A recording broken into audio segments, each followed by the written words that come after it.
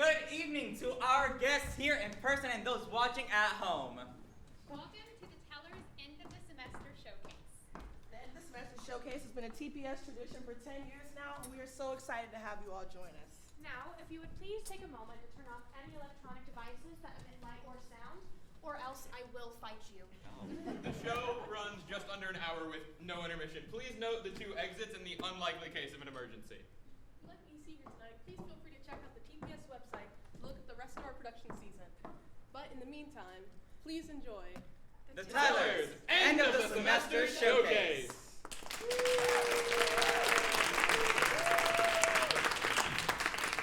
Do not throw a surprise party. Trust me, do not do it. You will regret it. It is one of the most stressful things anyone could possibly do. There's a million things that could go wrong. Someone might arrive too early or too late. Party's ruined. Someone might arrive and park in front of the house. You can see their car. Party is ruined. Someone might even tell the birthday person about the birthday party. Party is ruined. It's honestly one of the most stressful things anyone could ever subject themselves to. But for my mom's 50th birthday, I decided to throw her a birthday party. You see, my mom's birthday is December 20th. Does anybody in the crowd somehow know the zodiac sign for December 20th? Sagittarius. What? What? Sagittarius. Say it louder! Sagittarius. Sagittarius! There it is! Thank you very much. So Sagittarius. Now, I don't really know much about the horoscope because it's not really real to me. But the one thing I do know with the Sagittarius is that they are the most loyal, compassionate, and kind people you will ever meet. And that describes my mom to a T.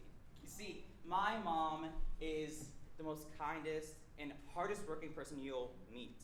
She endlessly sacrificed her life by, she moved to America when I was just 2 weeks old to make sure I had more opportunities in life. She also invented the side hustle because she would always work odd jobs to make sure I had food on the table. And also, as a dental hygienist, she always made sure that my teeth were straight and white, unlike me. Now, I am the person I am today because of my mom. So when she finally turned 50, I went up to my sister and said, hey, let's throw mom a surprise birthday party. Because she deserves one. And of course my sister, being my sister, understood, and we began to scheme. We made the most complicated and elaborate plan. You see, I would do all the planning and organization, and she would just pay for it. That's been our relationship our entire life. You see, I am her young, talented, incredibly and disarmingly handsome protege, and she is my wealthy benefactor supporting me on the side. Now, I made sure that this party was perfect. I had her favorite cake flavor, red velvet. Her favorite decorations that matched her favorite color, red. And also the most perfect and elegant theme, red masquerade. Just making it clear, she really liked the color red. But it was my mom's birthday party, so if she wanted it, she would have it. Now, just making it clear, I was the host of this party, so technically it was my party too. But that's besides the point. I was also in charge of the guest list. Then, as any Colombian in the audience knows, you have to invite everybody and even their cousins. And trust me, we have a lot of cousins. I had to invite my abuelas, my abuelos, my tias, my tios, my cousins, my second cousin, even those cousins you don't really want to invite, but you have to because they're family or whatever. See, my cousin Crystal, who falls under one of those categories, invited her boyfriend. You see, let's call him Chad. I don't know if it was the slicked back hair or the straight way that he was walking, but something about Chad, just like Taylor Swift. I knew he was trouble when he walked. If Chad had a zodiac sign, it would probably be like Jackass or something like that. I don't know. But I didn't care because I was just so happy to see everybody come out and support my mom. My sister had the basic task, very, very basic task, to distract my mom the entire day. She lured my mom to my grandma's house, and first of all, we made the party at my grandma's house because of 3 reasons. Because my grandma has this giant backyard with a hedge of bushes so you don't see the cars. She also had the house where, you know the house, where all the family parties are hosted, like Christmas and Thanksgiving and the Super Bowl, because America. And of course, my grandma's house was fully stocked with alcohol. I know, right? They know what I'm talking about. Woo! But my sister lured her to my grandma's house with the excuse that she forgot her book bag. It was a basic excuse, but it worked. Now, when my mom opened the door and I turned on the lights and everyone just yelled, "Surprise!" I swear, I will never forget the smile on her face. Because in that second, I could just see all the happiness that she has given me in my life. And that, something like that just sticks with you forever. Now, the shock and the cheers had worn off and the real party had begun. And trust me, you haven't partied with Colombians because us Colombians, we go hard. Everybody had a drink in their hand. Everyone was boozing. Matias had their Coke with tequila on the rocks, and then trust me, it was more tequila than the Coke. My grandma had her Pinot Grigio with her pineapple juice. Again, Pinot Grigio. And I made sure that the kids were upstairs because kids and alcohol are not a good combination. Just making that clear. And I could just finally stand back and breathe. Because I did it. I made this party happen. It was in that second that my mom came up to me and said the most randomest thing. She said, "Your cousin Crystal looks really happy with Chad. They make a cute couple." No, they don't. But you see, that's not what my mom was saying. She was saying, "I'm happy that anybody, and I mean anybody, can find someone who just makes them feel safe and secure and loved." That's the kind of person my mom is. She sees the best in people, despite who they are. Now, as the party progressed, the music just kept on going. We were dancing our salsa, our bachata, and this is not how you dance that, but that doesn't matter because Crystal, now she would tear it up on the floor. She grabbed one of my cousins, let's say Julio.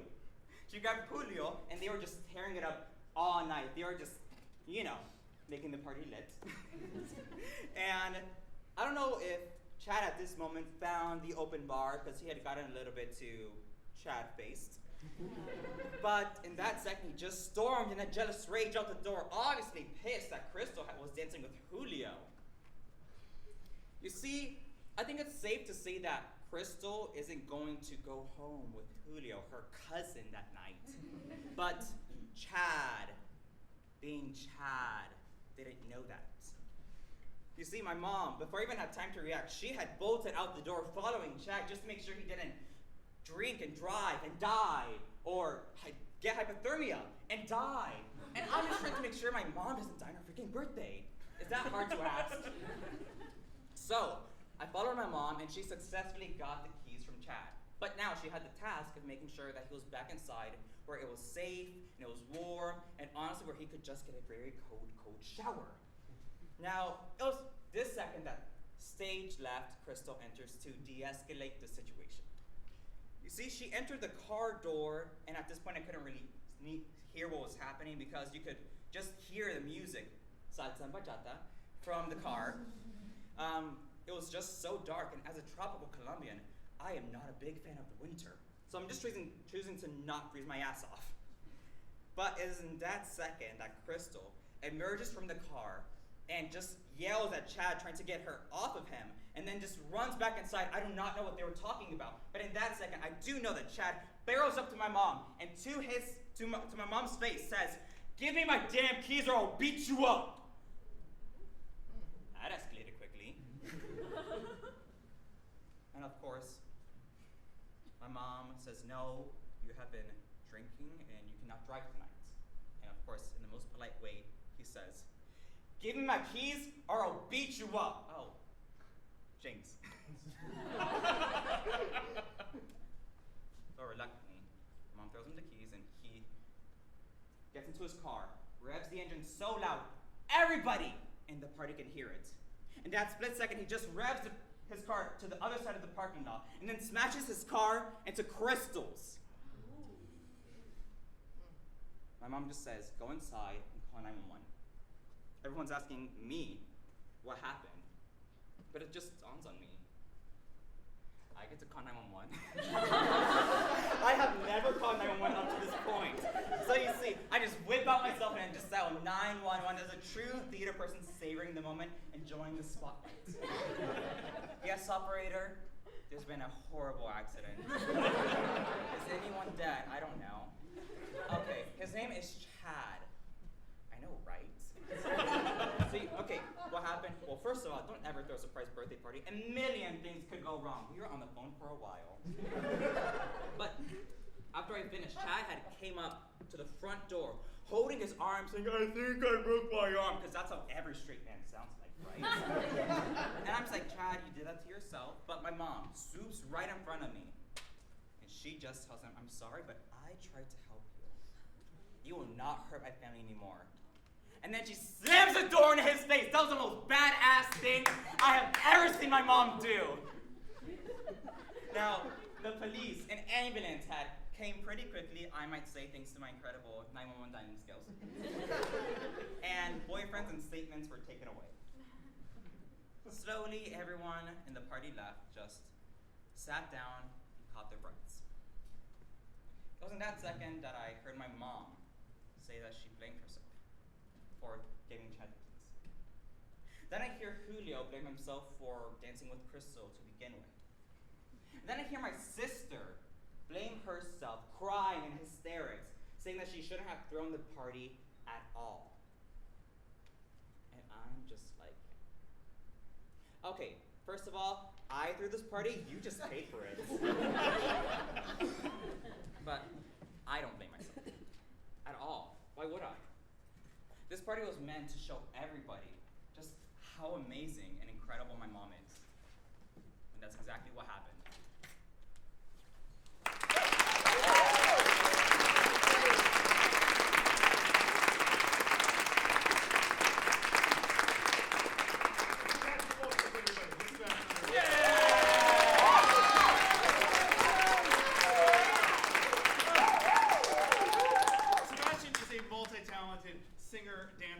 Storyteller / fashion icon who thinks that I didn't say enough nice things about him last night, so there you go. Thanks, Charles. Is your mom here somewhere? Yeah, she's right there. Where? The denim jackets.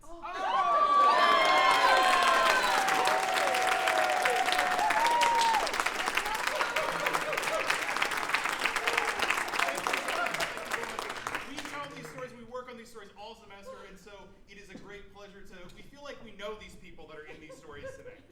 Hello, my name is Dr. Charles Parrott. I'm the director of the KSU Tellers. It is my great pleasure to have you here tonight, and that's your cue to applaud one more time. For the uninitiated among us, the KSU Tellers are what I like to call the SEAL Team 6 of student storytelling ensembles. They are this extraordinarily excellent and truly nationally known group of students that work on solo performance as their sort of specific niche thing. Tonight, that's exactly what you're going to see, a group of stories that are all fit within the personal narrative storytelling genre. These stories are all based on these students' real lives and are true essentially as they are told to you.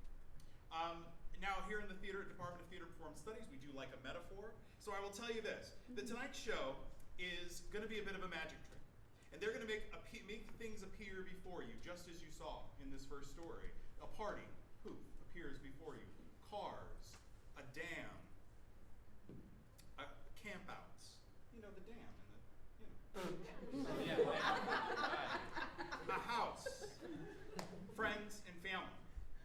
Sometimes these things that appear before you are going to be hilarious. Sometimes they're going to pull at your heart. And that's what every good magic trick should do. Now, we like a metaphor here in the Department of Theater and Performance Studies, so I'll give you another one. Tonight's show is also a bit of a roller coaster. Storytelling actually does things to you physiologically. It releases hormones in you. When you were all just laughing right along with Sebastian, it releases hormones, and it does things to your body. And when you have empathy for other people, it has a hormonal and physiological effect. When it makes you do that, it has a physiological effect on you.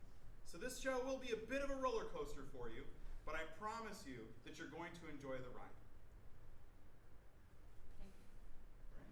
Yeah. Yeah. What he said. Our next performer, Veronica Sanders, is an extraordinary person and is always making incredible connections between the things we do here in TPS with her philosophy minor, and that makes her a very, very deep thinker. This is Veronica Sanders.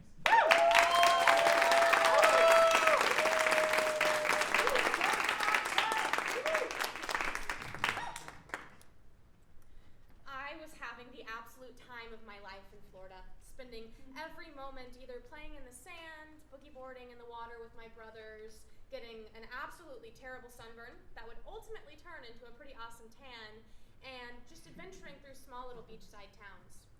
When my family was at the beach, we really loved to look at houses. So we decided to go to an open house one day. And the lady, before we walked in, who was giving us the tour, she handed me a floor plan. Despite the fact that I was 10, but I was grateful, so I took it anyway. And when I walked into the house, my jaw dropped. It was perfect. I'd grown up watching things like things on HGTV, like House Hunters and Property Virgins, so I knew what to expect whenever you found the perfect house, and trust me, at the ripe age of 10, this was it. The first thing that I saw whenever I walked in was the kitchen, and the kitchen was incredible. It had this humongous walk-in pantry and these beautiful granite countertops, and I could just easily imagine myself eating there at breakfast time, eating a healthy, fresh meal that my parents cooked for me, consisting of things like yogurt and mangoes and smoothies, and eating something Instagram-worthy before Instagram was ever even a thing. I thought that this kitchen could be a place where I could nourish myself and a place where I could flourish. Next, my eyes landed on the backyard, and I'd never had a backyard before, not one that you could actually do anything in, and I always dreamed of having one, and this one was incredible. It was huge, it had trees all over the place, and I thought that it could be a place where I could run around and play and be free, and I just envisioned myself sitting under one of those trees, reading fine literature, like The Hunger Games, and having my dog Wilbur run around me in circles for hours, and maybe even inviting friends over, friends that I would have if I lived in Florida. After that, we went up to the most important part of the house, where the bedrooms were, and it was amazing. I don't even have enough words for it. It was a room that I thought that a princess would find herself lucky to live in. A room that you would see in a magazine. It was big, and it was bright, and it was beautiful, and it had enough room for a window seat. And the best part was it had its own bathroom. At this point, I had never had my own bathroom. I always shared with my disgusting brothers, who always left gunk in the sink and didn't know how to flush the toilet. And I just wanted a place where I could leave as much stuff on the counter as I wanted to, a place where I could sit down and not fall in the toilet seat because someone forgot to put the seat down. And I wanted a place where I could make myself interesting and desirable for other people. So after the tour, I went to go ask my dad if whenever we were going to get the house, and I thought the answer seemed obvious. I mean, I loved the house, he loved the house, everybody loved the house. It was objectively the greatest house in the world, and to my surprise, he said no. I didn't actually believe my ears, so I asked again, please, Dad, please, can we get the house? And once again, he said no. Heartbroken and very, very confused, we went to our next destination. While in the car, I continued to ask. I begged, I pleaded, and every single time I was met with no. And finally, we arrived at our destination, Florida's greatest pride, Publix. And while we were walking through the aisles, I knew that I had to try at least one more time. I had to do something extreme, something that he could not say no to. And instinct kind of took over, and all of a sudden I had a round red apple in my hand, and bang! I hit myself right in the middle of the forehead. I looked to my dad, nothing. So I tried again, this time with a mango. Bang! Okay, nothing. He hasn't seen yet. So I realized that I need to get bigger, more dangerous. I grab a coconut. Bang! Pineapple. Bang! Pow! Okay, that one kind of hurt. At this point, my dad definitely noticed. I think he was pretending not to know me, because who wants to be the parent of the child beating themselves with the content of a fruit basket in the middle of Publix? So I know I have to try one more time. I bend down and I find the biggest watermelon that I can find, and with a struggle, bang! Okay, at this point, my dad has had enough. He looks at me and he says, "Stop! We are 100% not getting that house. Do you understand?" "Yes, Daddy, I understand." But the thing is, I didn't actually understand, because when we got back to our house in Georgia, I still continued to come up with a plan to get the house. I was doing research to figure out what my life would be like if we lived there. I looked up what schools I would go to if I lived there, if they were any good, what kind of clubs would they have. I found out that they had this really beautiful auditorium, which was great because I love the theater. I wondered what kind of cool beach girl activities I might do. Would I spend every day lounging in the sand? Would I skateboard? Would I surf? Would I have a 24/7 perfect sun-kissed tan? Would I spend every moment in a bathing suit? Would I have friends name things like Amanda or Jessica? This dream version of myself sounded nothing like me at all, but I guess that was kind of the point. Being back, and at this point, still super dedicated, and we're dreaming of this house. I kind of told my friends that we were planning on moving there and that I wasn't going to see them the next year. So I wonder what was going through their head when those for sale signs never went up, and whenever I walked through those school doors the next August. Being back at home kind of made me realize what I loved so much about that house. I would sit there in my own and compare it to the house in Florida. While sitting, eating breakfast in my kitchen, I would think about what the other one could do for me. At that time, I started gaining weight, as one does when puberty hits, and the other neighborhood girls took notice. And they started teasing me and calling me fat, and suddenly I became very aware of the way I existed within the world, and I wasn't a fan of it. I started weighing myself regularly and dieting religiously, and I stopped wearing two-piece bathing suits and just cute clothes in general. I started hiding myself away beneath dark and baggy clothing. I didn't think that would be the case if I had that kitchen where I could eat healthy, fresh foods. I looked out at my non-existent backyard and I thought about that other one in which I could run around. At this time, I spent a lot of time locked away in my bedroom. I didn't really have anywhere to go. I mean, I could have gone some other places, but going out into the world is hard enough at any age, let alone as a shy, insecure 10-year-old. So I felt that if I had this outdoor space that I could escape into, I could put myself out in the world while still remaining comfortable. Maybe I could even invite friends over, like Amanda or Jessica, the ones I would have if I lived in Florida. I sat in my bedroom and I got ready for school in the mornings and at night in a place still surrounded by my brothers, still a place that wasn't my own, and there was only so much that I could do. At this time, I had a really difficult time making and keeping friends. It's typical that as kids leave elementary school, they start being more selective with the people they spend time with. Whether it be due to lack of interest or different interests, kids get left behind, and unfortunately, I was one of them. I thought that if I had a place that felt sacred to me, a place where I could cultivate this perfect version of myself, then people would finally be open to the idea of accepting me and loving me.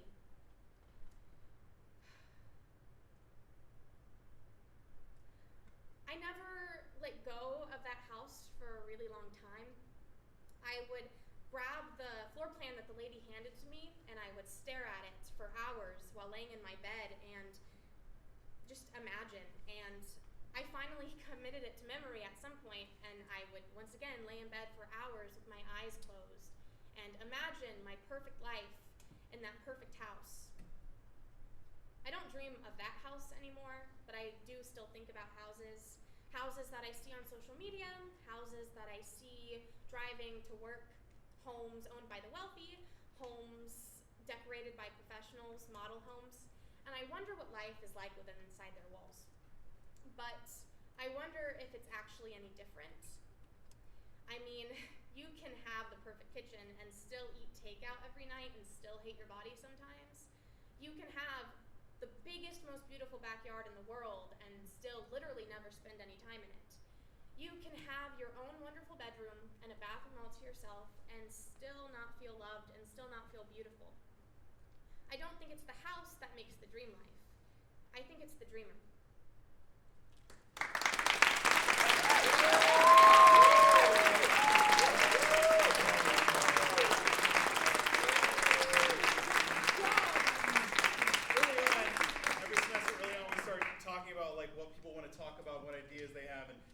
Germinal ideas, and Veronica says things like, well, I did used to lie to people about random things all the time when I was 10. And then from that grows a whole story. If you're used to coming to see things at the Department of Theater and Performance Studies, seeing our excellent plays and musicals and things that we do here, you know that essentially actors often kind of disappear into their roles. But what's cool about storytelling is that storytelling is all about making yourself appear in front of an audience and be who you are. The other night, when Ayanna Palmer was doing this story they were about to see, she's sort of like, so what do you guys think? And we were like, well, it's funny and smart and a little unusual and absolutely lovely, so it's just like you. This is Ayanna Palmer.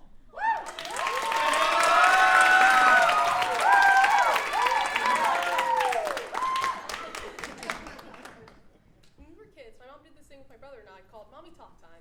She would go, Mommy Talk Time, Mommy Talk Time. And we would go, Mommy Talk Time, Mommy Talk Time. And we would have Mommy Talk Time.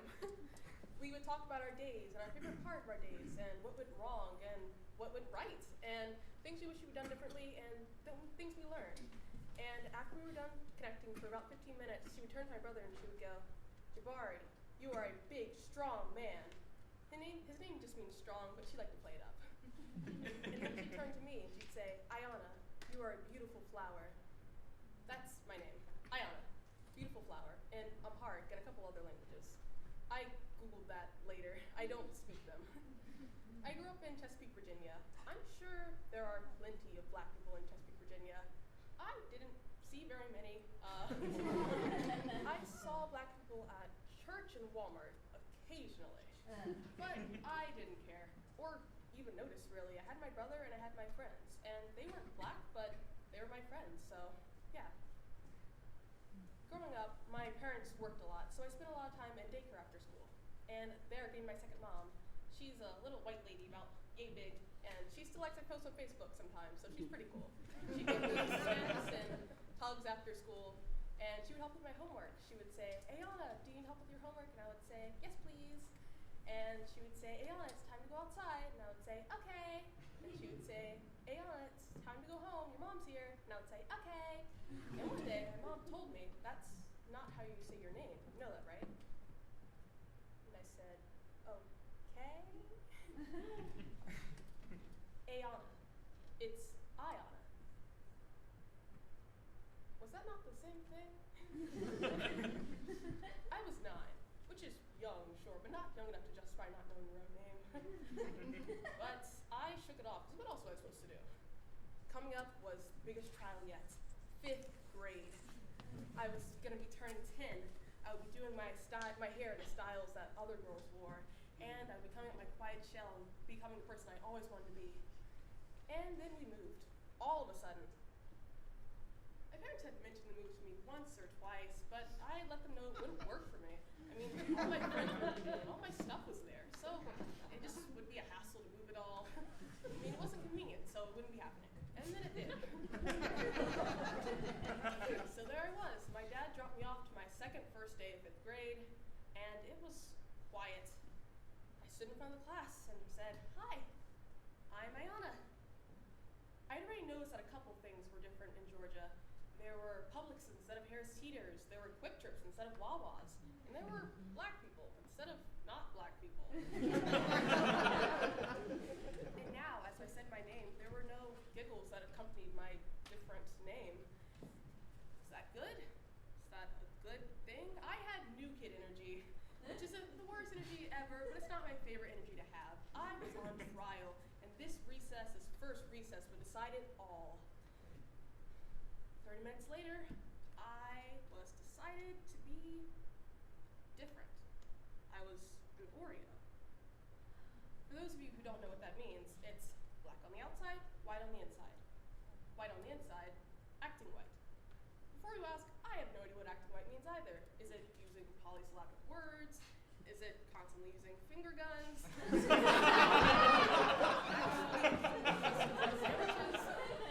Whatever it was, I was it. And I didn't understand at the time, but I grew to understand. And after a while, I didn't really mind. The other kids were loud. They interrupted the teacher while she was talking. And they were scary too, and kind of mean sometimes. And if that wasn't acting white, then maybe what I was doing was better, maybe. I moved, again, this time to middle school. In middle school, I was pretty quiet.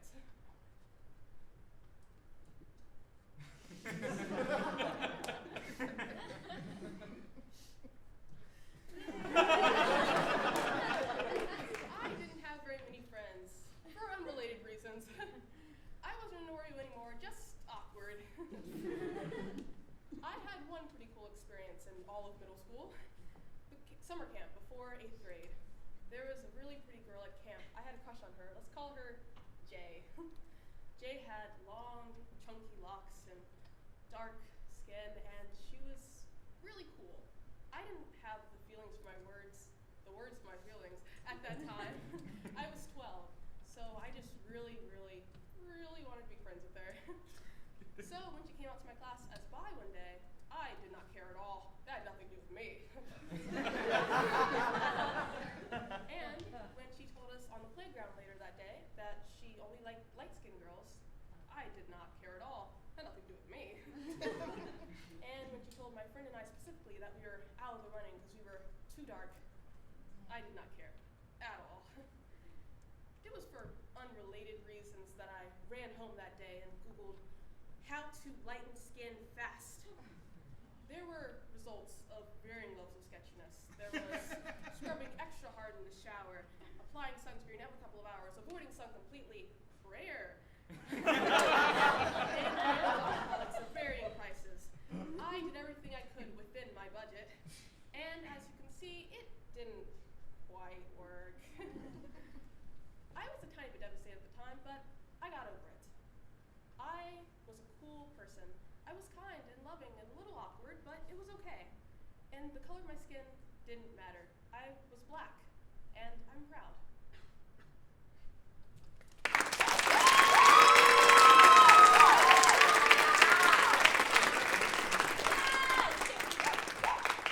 That's a joke.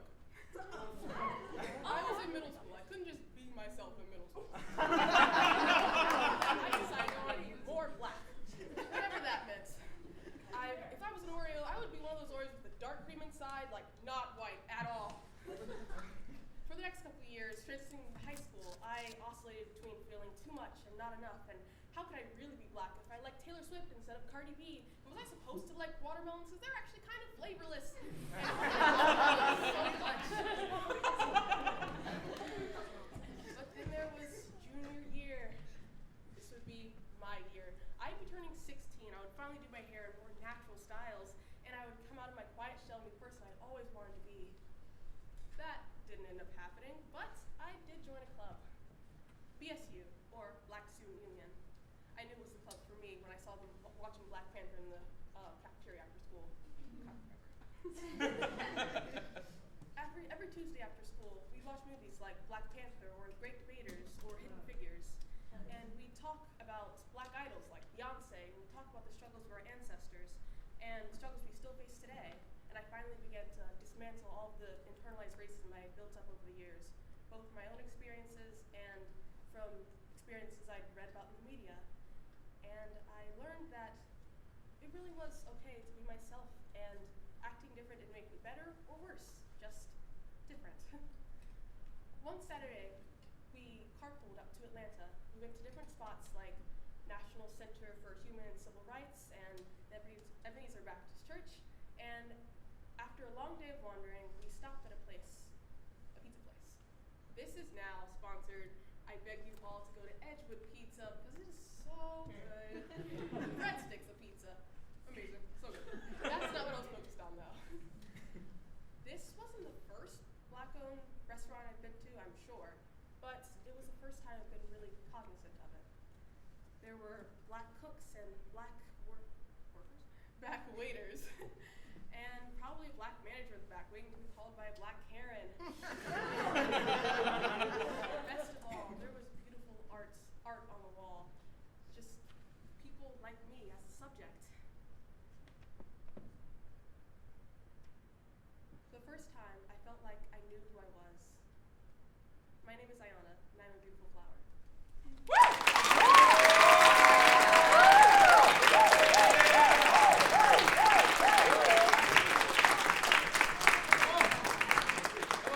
As we reach the halfway point here, we do need to take just a moment to recognize a very important person. Stage manager Liz is up there in the booth.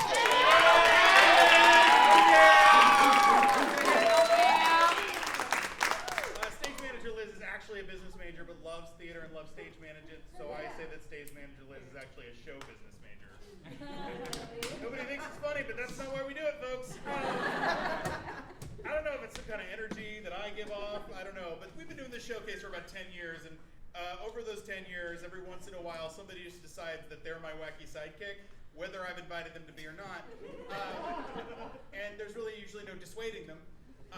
It just happens. And so when Ben Holmes decided he was now my wacky sidekick, I just decided to go with it, and I've really never regretted that decision. This is Ben Holmes.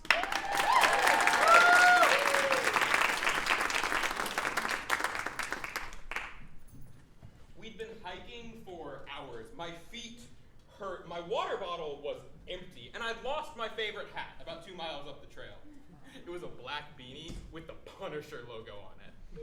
I was 14. Don't think too far into that. But none of that mattered right now because the view in front of me was breathtaking. We were on the edge of a cliff looking out into the valley, and it was a sea of green. The way the light was hitting it, the trees looked like they were moving towards us in waves. It was indescribably beautiful. This is it. This is the peak. It doesn't get better than this. I don't know what exactly it was that made our Boy Scout troop, Troop 435, different, but it was something. When I talked to other people from the troop, we all came to the same conclusion, which was we were a bunch of nerds. We played Magic the Gathering. We talked about Dungeons and Dragons. We made chemistry jokes at campfires. I tell you a good one, but all the good chemistry jokes are gone. We take all the bad chemistry jokes and bury them.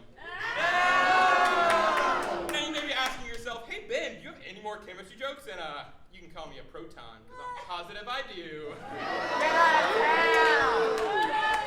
Because none of us were the cool kid in school or the neighborhood bully. We knew where we stood with each other. It was on even ground. It was a place where we could be ourselves and not have to worry about what other people thought. It was a safe place where we could just be kids. We went on a tubing trip at somewhere in North Georgia. I don't remember exactly where, but we had just gotten on the river when Tyler, this kid Tyler, dove down to the bottom of the river and surfaced with a perfectly intact glass beer bottle. It was empty. And as we all looked at him, confused, he bent down to the river, filled it with water, and he locked eyes with Corey, this kid Corey. And he took his arm back, and using it like a makeshift sling, he flung the water at Corey as hard as he could. Now Corey was not going to take this lying down, so Corey dives out of his tube on top of Tyler, knocking him out of the tube. And I see a golden opportunity in front of me. And I take Tyler's tube, and I take Corey's tube, and I am now the proud owner of a triple-decker tube. And Tyler and Corey surface, and they look at me, and I look at them, and I hear that spaghetti western penny whistle in the back.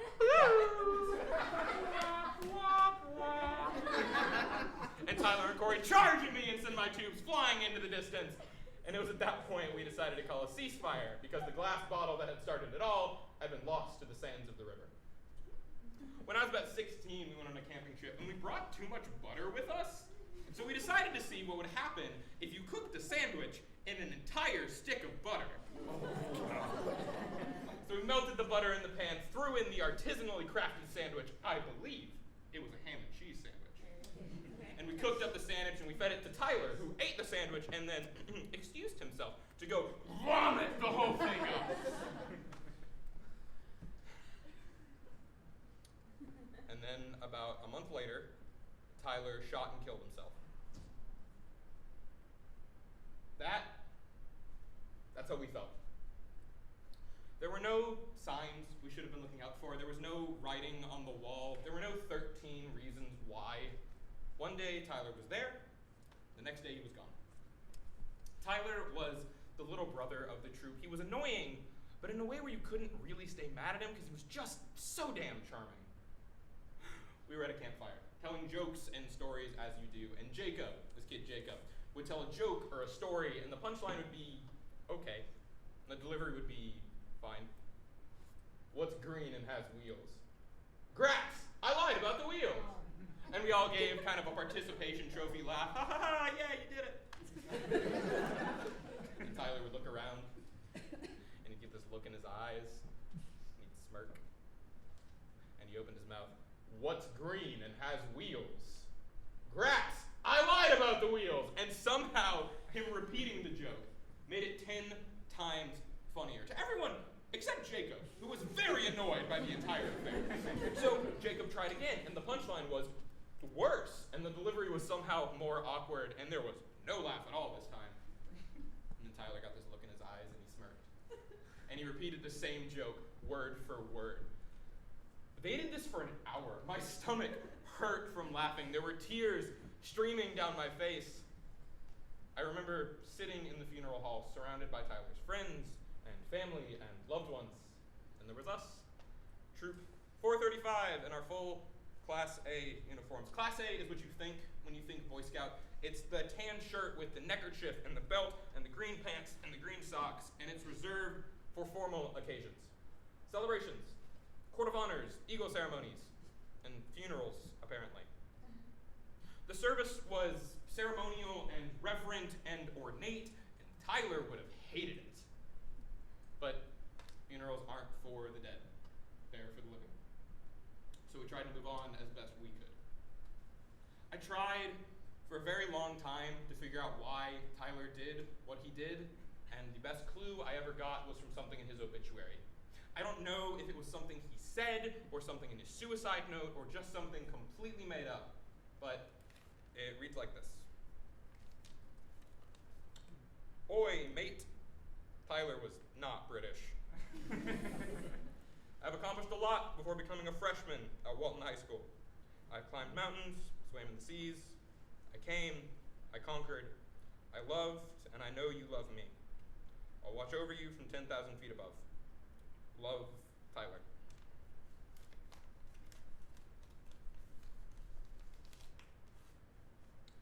The number for the National Suicide Hotline is 1-800-273-8255. 800-273-8255.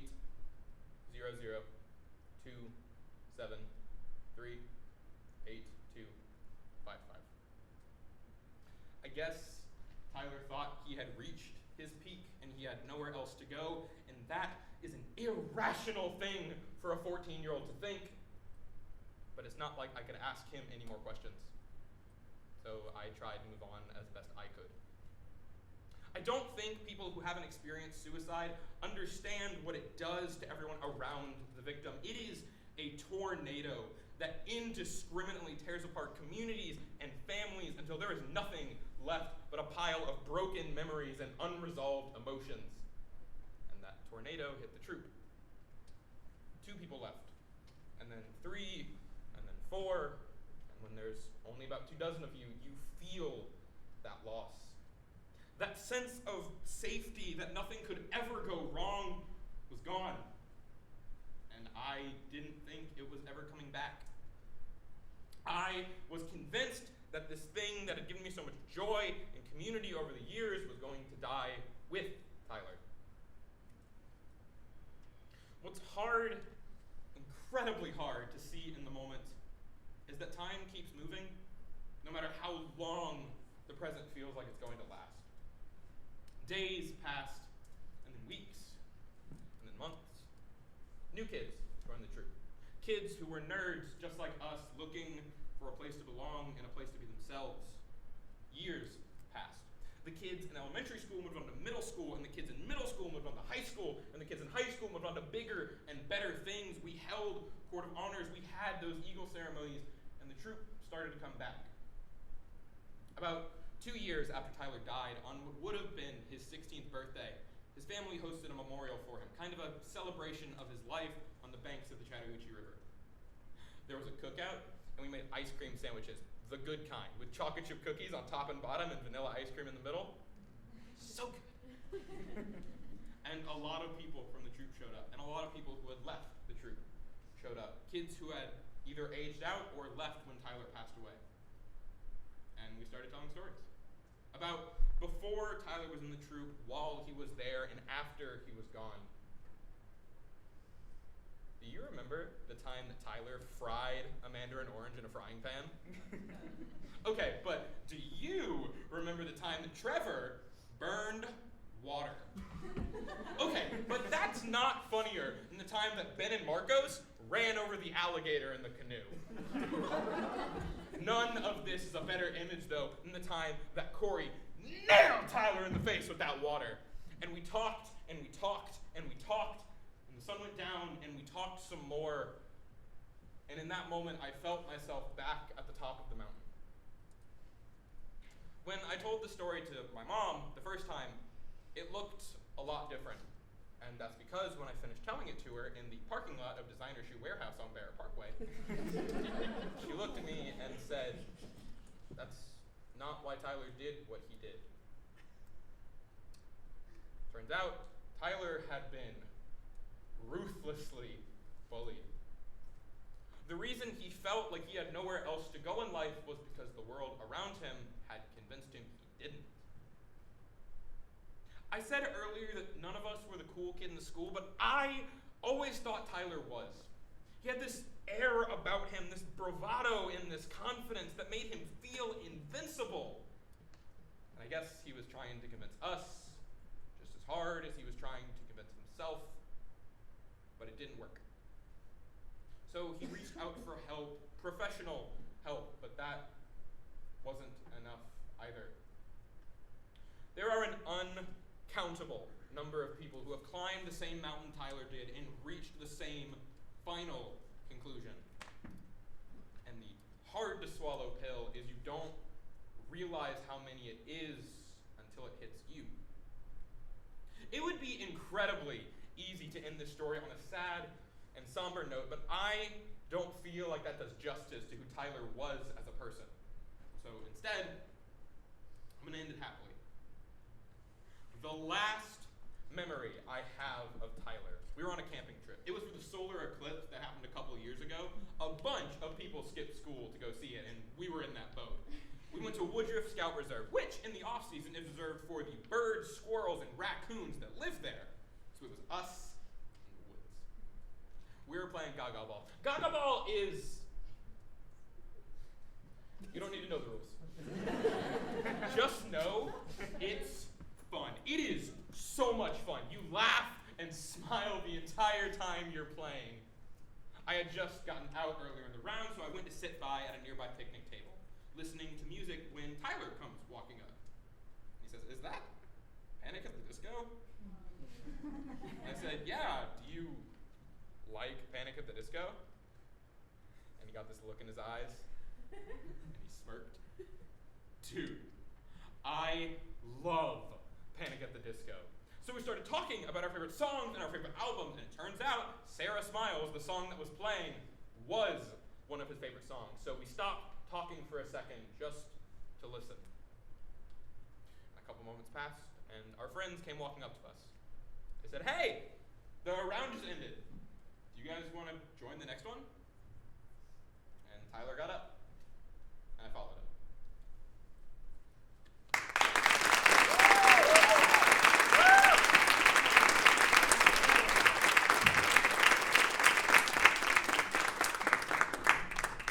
told you that you do these stories, we work on these stories together, they give each other feedback, we watch them over and over again. And it is very much like these people are with us all semester long. And I promised you a magic trick, making things appear out of nowhere. And it's a little corny to think this, but you're already at a storytelling show, so I think corny is way behind us. That stories like that can bring people back, just for a minute. Before I forget, I want to remind you that if you're having a great time tonight, which, let's face it, you are, at 10 o'clock tonight are Kindreds, the KSU Colors, and the Kennesaw Improv Society, Stupid, are going to have a show here, right here in this space at 10 o'clock called Wild and Out. I believe it is free and unticketed, right? Free and open to the public. I think it also probably has, I'm just going to go out on a limb and say adult themes. Because it's Kiss and it's at 10 o'clock. But it is going to be an amazing show, and we really hope that you stick around and come to that show here at 10 o'clock tonight. Our next performer, Ryan Crawford, I don't know if it'd be fair to say is the heart and soul of our ensemble, but certainly the spirit of our ensemble. It always has something fantastic to tell us every Friday. And, well, I'm going to tell you more about that after this story. This is Ryan Crawford.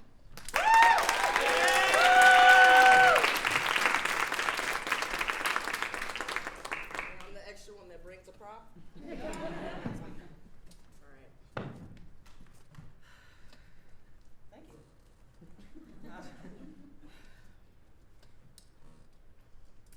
My friend is bringing a guy home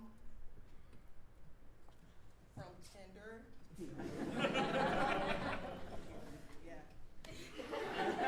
I guess you could say I'm the mom of the friend group. You know, I love my friends. I protect my friends. I will die for my friends.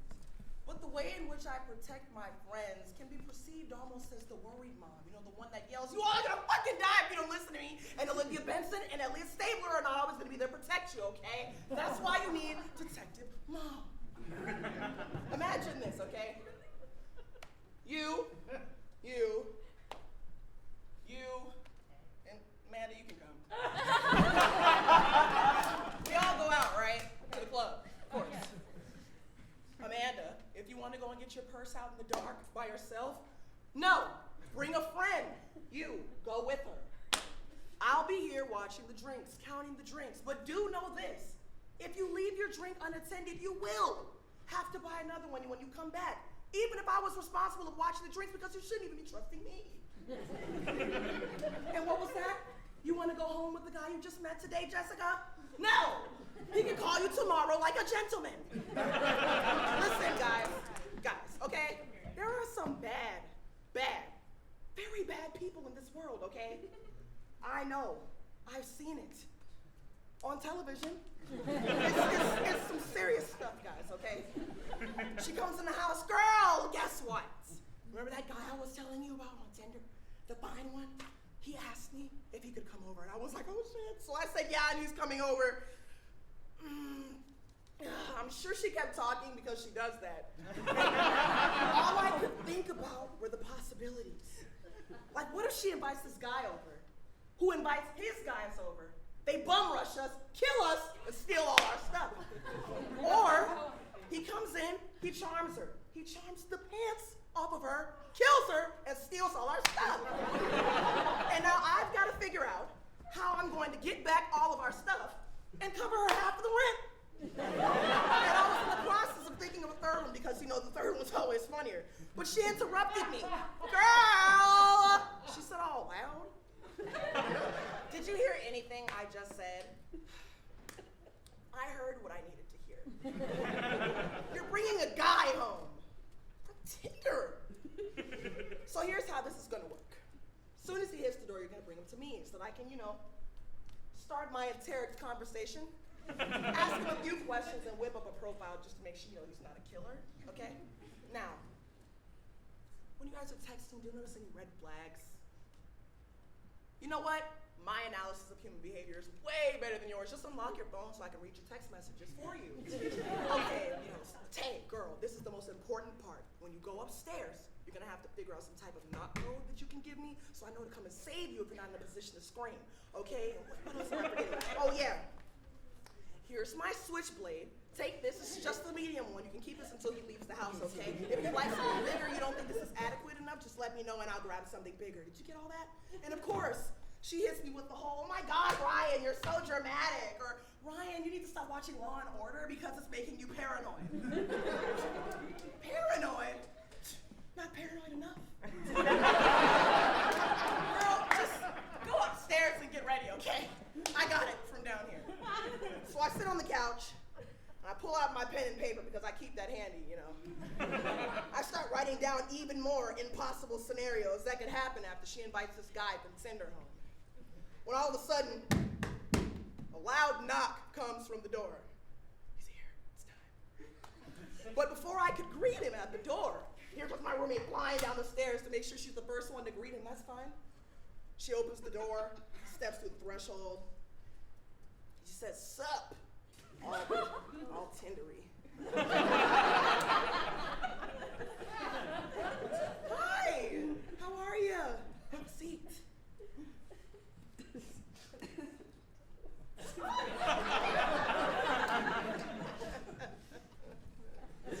So, can I get you anything? Coffee, cigarette? Oh, okay. So, why do you think you're here today, guy from Tinder? That's what you think. So, what do? Guy from Tinder. No job.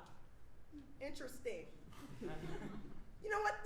Let's just cut to the chase, guy from Tinder. What are your intentions with my roommate tonight, huh? Feeling lucky? And of course, out of the corner of my ear, Ryan! My roommate, you're so dramatic. We are going upstairs. So she grabs his hand and walks by me, and I'm just kind of like, fine, I guess. You know, he scurries upstairs, but not before giving me one of these.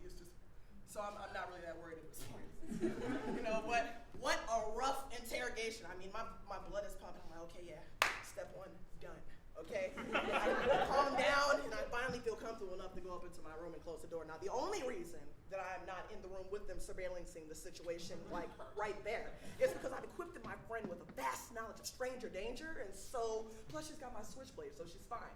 Now, I know what you guys are thinking, but Ryan, if you gave her your switchblade, how then do you protect yourself if he comes after you? Do y'all honestly think that's the only switchblade I got? I mean, I got two underneath. Look at her. Look at her. She thought I was about to tell her where I kept my switchblades. I don't think so. Okay? Protective mom. I finally calm my nerves down, pace out my pumping out my adrenaline and all that. I do my nightly routine.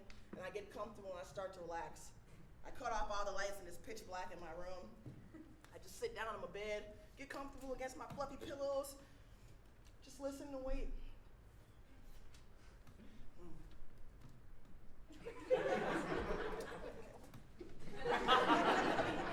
Okay, now see, for those of you who don't know me, if there's a stranger or a random person in my house, I'm not going to sleep until he exits my house. Okay? And so I listen and wait for, you know, a random noise, a moan, a groan, banging on the walls, you know, suspicious stuff like that.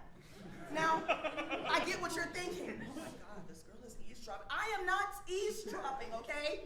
I'm just actively listening. There's the difference. Okay? Now, the darkness starts to, you know, starting to get me.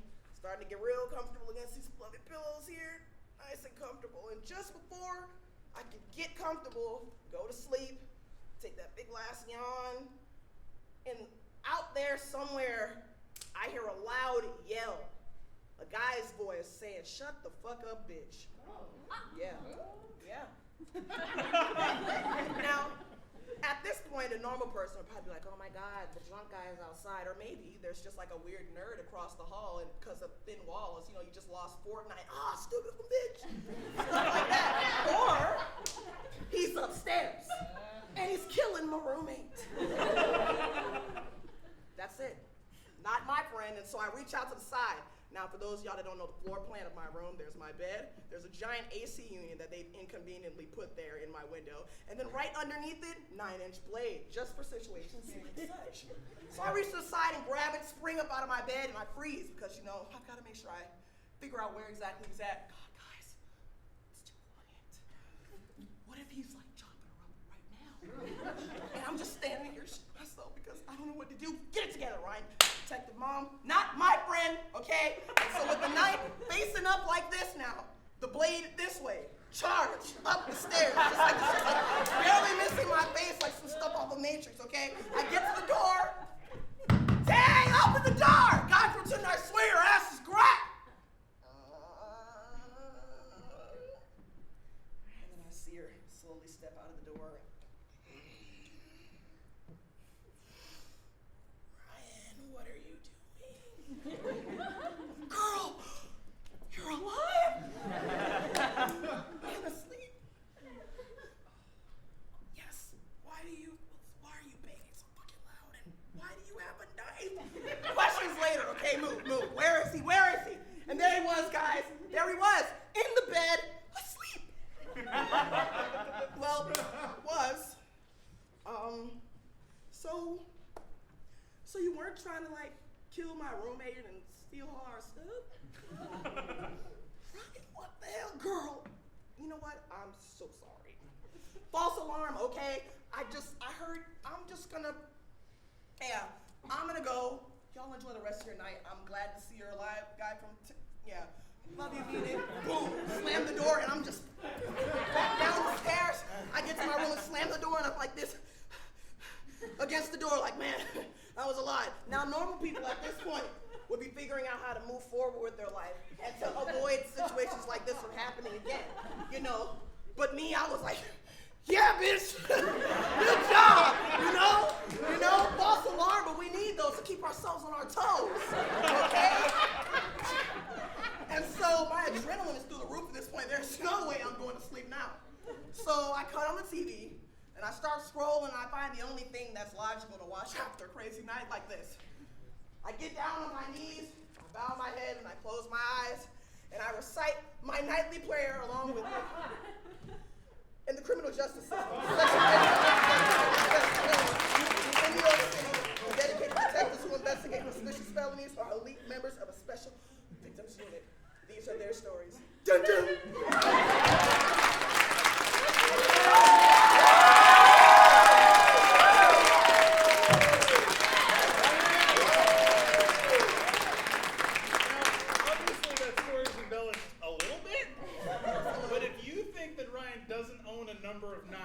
Sorely mistaken. Now, what I had to tell you is that Ryan started out the semester working on this other story about an important social issue we all need to grapple with. And she was working on a version of that, and every week we get together, we run these stories, and she was going to get up and, okay, Ryan, it's your turn. Gets up, the phone rings. We're in class, phone rings, she says, I have to take this. We're like, okay. And she's sitting there, and it's her roommate, and we're only getting half the conversation. But clearly her roommate's upset about something. And she's like, I thought he was gonna kill you. She's like, I don't know. So I brought a knife. The conversation, and it goes on like that for a while. And we're just like, okay. So we're working on this story about this important social issue we all need to grapple with.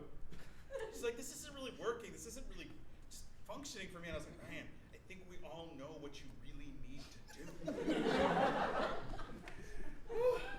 Our next performer, Mercy Mont, is an extraordinarily kind and lovely person and a almost like comically dedicated student. The kind of fastidious person that you need if you're going to do stories that are really about challenging topics, and that's the kind of person that Mercy Mont is. This is Mercy Mont.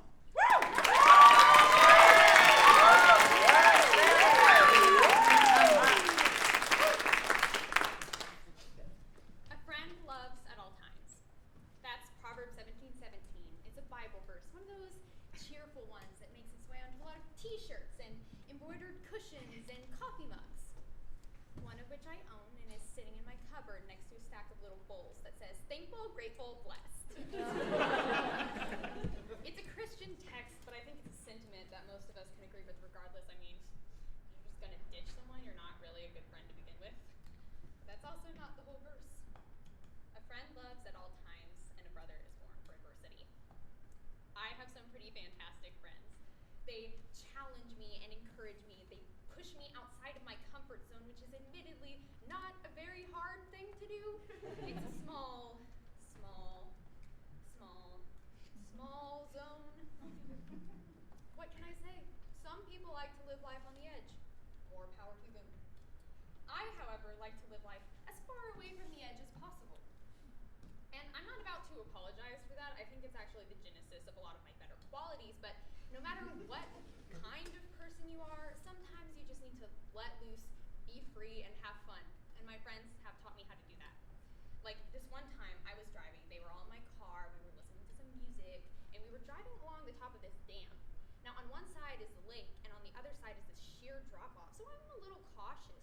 And then all of a sudden, they're like hanging out the windows by their waist, like flailing their arms around, singing along to Redneck Woman, and I'm grabbing the steering wheel with tight knuckles thinking, I am the only reason that any of us are alive right now.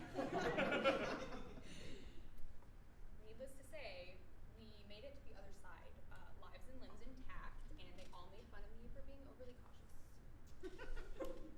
We swam for a while, and then we got hungry, so it was time for dinner.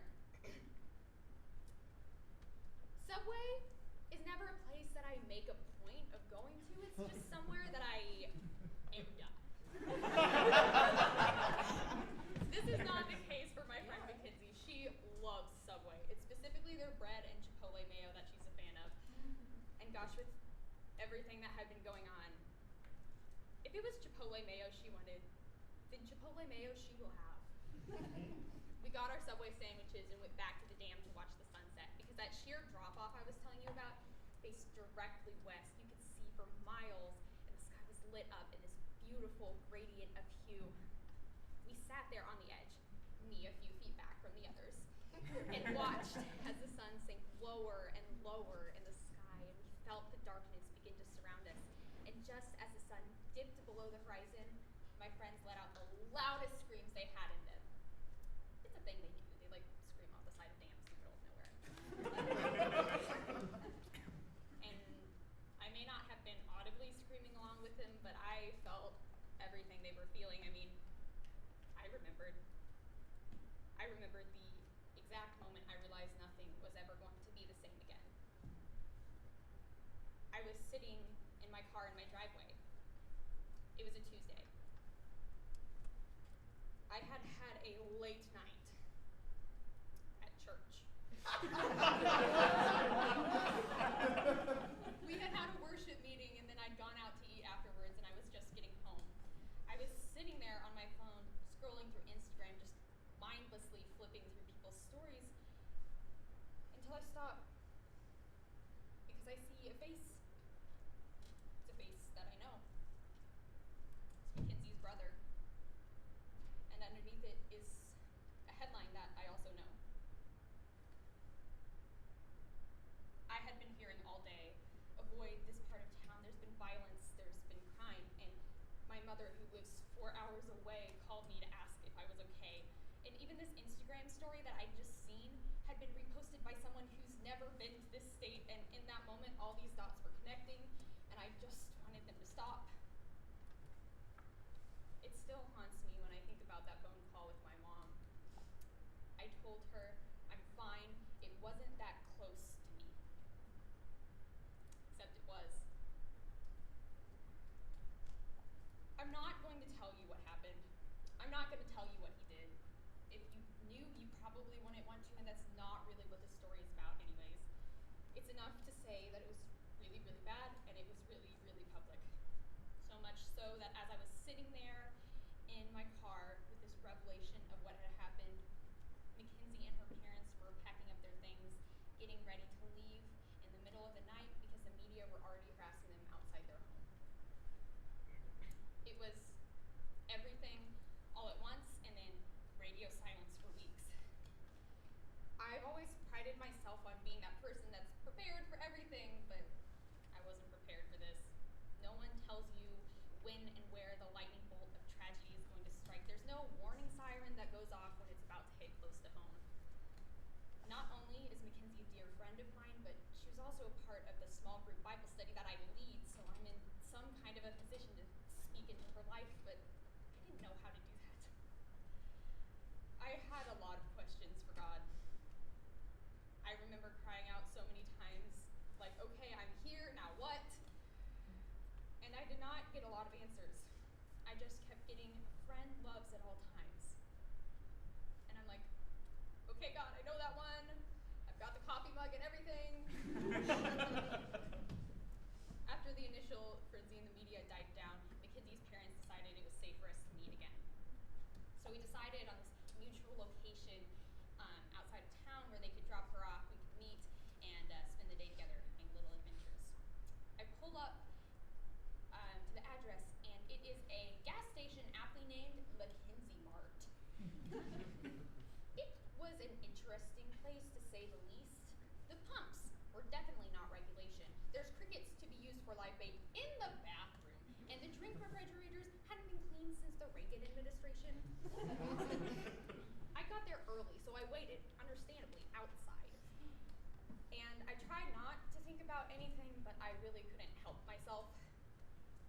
I just felt like I was a wet log, like any purpose I might have had to comfort or whatnot in the situation had been taken away.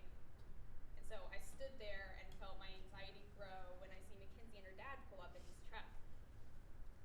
She gets out of his passenger seat, and the first thing she does is come up to me, give me a hug.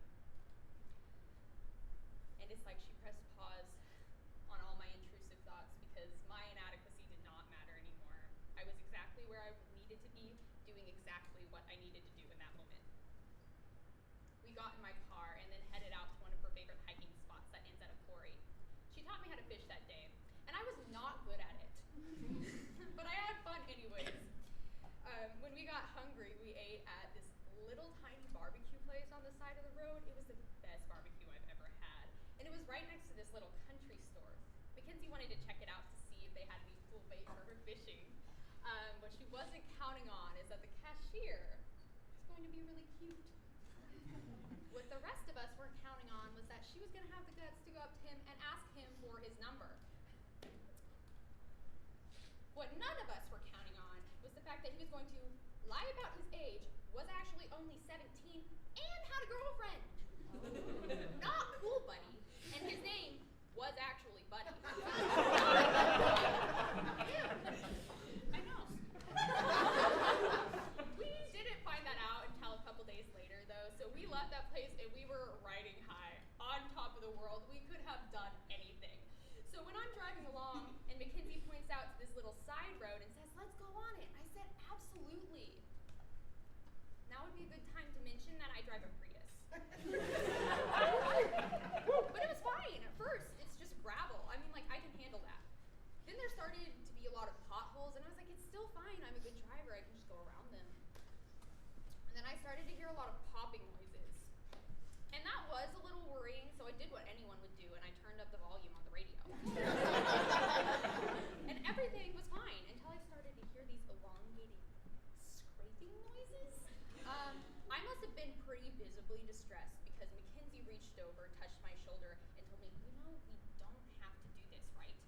To which I replied, "Thank you," and turned around as fast as I could in the circumstances. We went back to the Mackenzie Mart, and I dropped Mackenzie off with her dad in his truck, only to see them again 5 minutes later when he returned to pull me out of the ditch I had just found myself in. That was not a good day for my pre-op. The next time I saw Mackenzie was a little different because it was a farewell.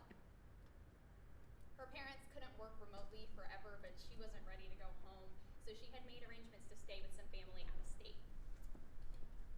I pulled up to their little house, and I was a little bit late. Walked in the door to find my friend Paula lying face down on the ground, kind of audibly groaning. Come to find out, she was in pain, but ultimately okay. They had been swinging off a rope swing into a nearby lake, and she had let go a little bit too early, crashed onto the bank in massive tree roots, and then kind of rolled into the water. She had the wind knocked out of her. She couldn't breathe. So Mackenzie swam out to her, helped her out, back to the house, and into the shower where she stayed to pick out the dirt and leaves and things that had been stuck in her back. Because that's the kind of person that Mackenzie is. Doesn't matter what she's going through, she's there for you. I wish that I could tell you she went off and got the fresh start she was looking for, but that's just not what happened. She was gone and came back a few months later because she felt God had told her she couldn't run from this. She needed to face it, and she needed us to be there with her when she did.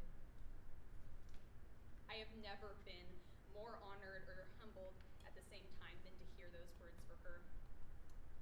This whole time, I had felt like I knew none of what I was doing. All I knew is that a friend loves at all times, and so I figured that sometimes that was going to look like learning to fish and getting Subway and skipping class to hang out. I'm sorry to my professors in the audience. I really promise it does not happen that often.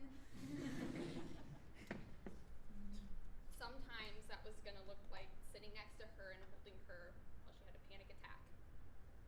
Sometimes that was going to look like sobbing with her while she mourns the loss of a brother who's still alive.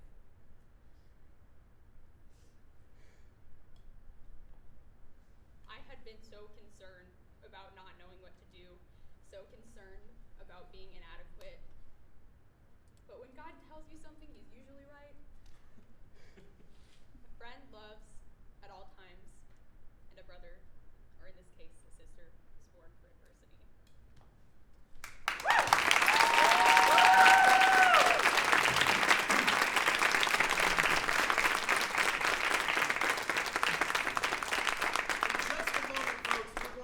Transition almost seamlessly from this show into a talkback about this show hosted by our own Dr. Jim Davis, who is here with us this evening.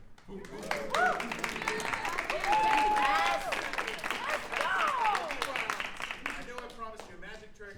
I know I promised you a roller coaster ride. I hope that's what you got tonight. And one more time, please